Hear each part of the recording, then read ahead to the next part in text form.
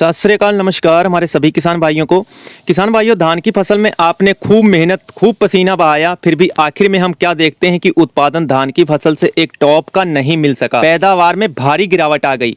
यह एक चिंता का विषय है क्योंकि आने वाले कुछ सालों में और भी ज्यादा यह समस्या आएगी। इसी उलझनों में किसान इस समय अपनी धान की फसल में पहले कुछ नहीं किया, अब स्प्रे पंप पीठ पर लाद कर NPK 13-045, 00-52, 34 बोरान, कीटनाशक, फंगीसाइड, जिंक, तेले, हॉपर वाली स्प्रे, बैक्टीरियासाइड और भी सभी फार्मूलेशन वाली स्प्रे, यह सभी स्प्रे किसान इन दिनों अपनी धान की फसल पर जोरों शोरों से कर रहे हैं।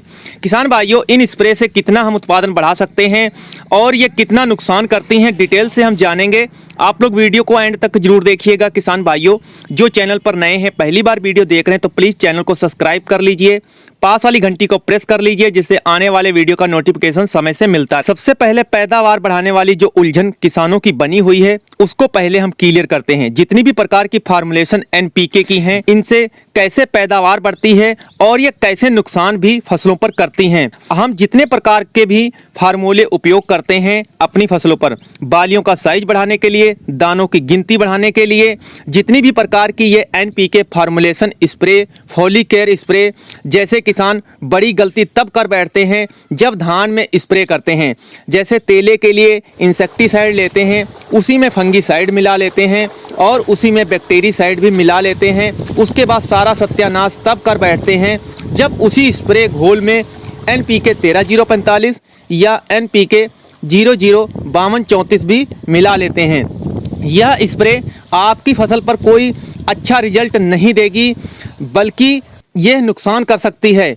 यह स्प्रे अच्छा रिजल्ट देगी, लेकिन कैसे देगी वह भी आप लोगों को हम बताएंगे। किसान भाइयों, आप अपनी गाय को 2 दिनों तक हरा चारा नहीं खिलाते हैं और शाम को गाय को 2 किलो दाना खिलाते हैं और सुबह क्या वो आपकी गाय जो है पूरी मात्रा में दूध देगी? बिल्कुल नहीं देगी किसान भाइयों। ऐसे ही हमारी किसान भाइयों फसलें होती हैं। अगर आप उन जमीन में संतुलित मात्रा में उर्वरकों का प्रयोग पहले से नहीं किया है, अपनी फसल में गोबर की सड़ी खाद का प्रयोग नहीं किया गया है, तो अब सिर्फ स्प्रे कर देने से उत्पादन नहीं बढ़ने वाला है, बालियों की लंबाई नहीं बढ़ने वाली है।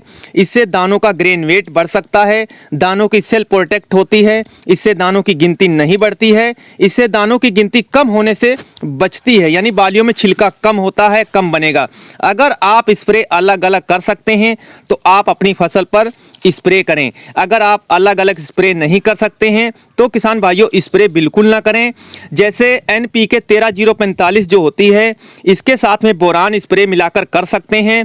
इसके साथ किसान भाइयों आप चिलेटेड जिंक जो आती है उसका स्प्रे कर सकते हैं। ऐसे ही NPK 00-52, 34 के साथ आप किसान भाइयों बोरान मिलाकर स्प्रे कर सकते हैं। 13-045 के साथ चिलेटेड जिंक मिलाकर स्प्रे कर सकते हैं। इसके अलावा आप इनके साथ तीसरी चीज़ बिल्कुल भी ऐड ना करें, जैसे तेले, हॉपर वाली स्प्रे, फंगीसाइड स्प्रे, बैक्टीरियासाइड स्प्रे। धान में फ्लावरिंग स्टेज पर अगर आप कोई भी फंगीसाइड स्प्रे करते हैं, चाहे वो पाउडर फॉर्म का हो या दूसरा लिक्विड फॉर्म का हो, बहुत बड़ा नुकसान होता है किसान भाइयों। फ्लावरिंग स्टेज पे अगर आप फसलों पे किसी भी प्रकार का स्प्रे करते हैं, आप धान में फंगीसाइड का स्प्रे करना भी चाहते हैं, जब आपकी फसल गबोट अवस्था में है तभी आप एक अच्छा सा फंगीसाइड स्प्रे कर दें, 100% अच्छे रिजल्ट मिलेंगे। आपको जो घोल में पानी लेना है वह भी आपको ताज़ा लेना होगा, खेतों का खड़ा पानी बिल्कुल भी इस्तेमाल ना करें। बोरान की जो डोज किसान भाइयों आप लोगों को लेनी होती है वो 70 से 80 ग्राम प्रति एकड़ उपयोग करनी चाहिए।